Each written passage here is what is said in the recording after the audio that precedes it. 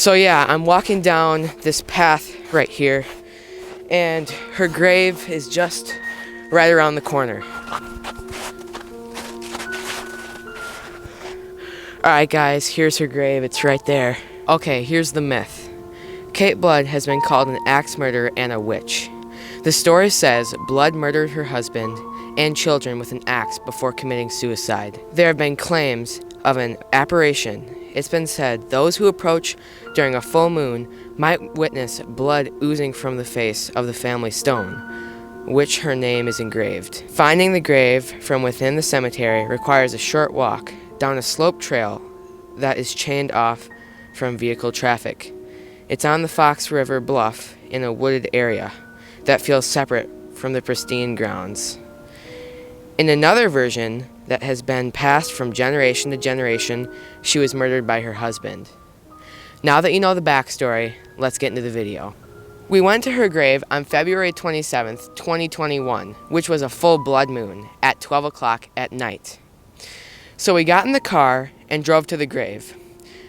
Alright, what's going on, guys? So the reason we're being super quiet here is because there's a bunch of houses right next to here and we're trespassing, so we have to be extremely quiet.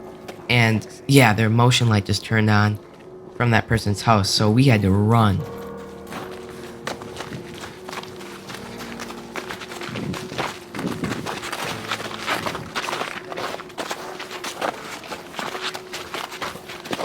Alright guys, so we're going to her grave.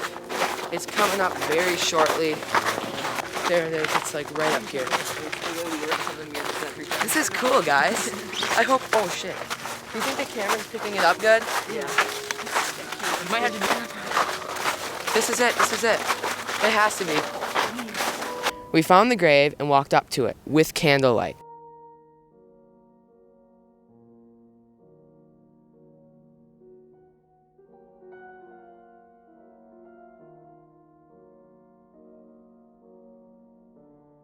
Alright guys, so we've got the candles here. Here's Kate Blood's grave.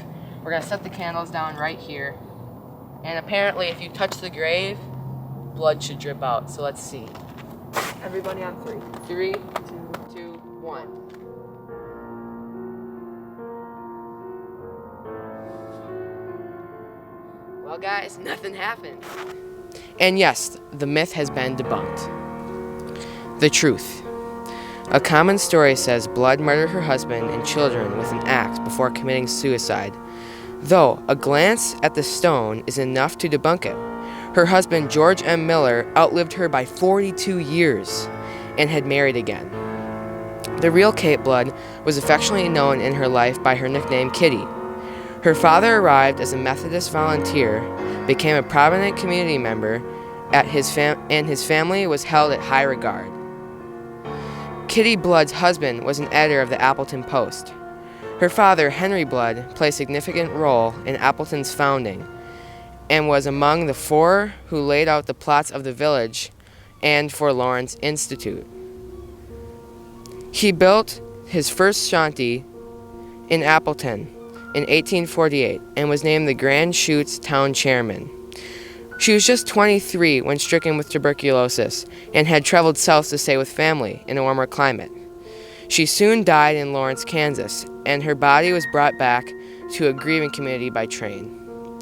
She left behind a 2-year-old daughter. Her full obituary, printed in the January 7, 1875 edition of the Appleton Post, ran longer than many of the news stories that day. She lived for others and for those she loved. No sacrifice was too great for which involved their happiness, it read. Kate Blood's myth has been debunked. For now.